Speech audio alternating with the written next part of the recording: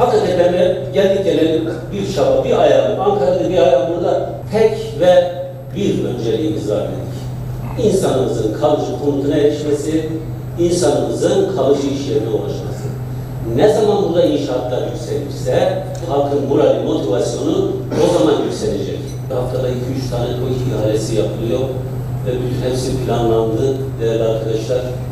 Ve tamamı şu anda Eylül ayı içerisinde bitecek. Allah'ın izniyle. Bunlar hepsi bizim tek TOİK ile görüşmelerimiz neticesinde.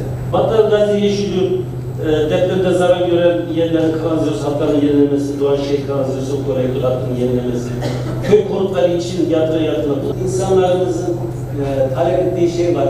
Sokağa çıktığımız zaman herkes iş talep ediyor. İstihdam Merkezi bunu bir özel bir yazılımla yaptık. Bazı şirketlerle biz anlaşma yaptık.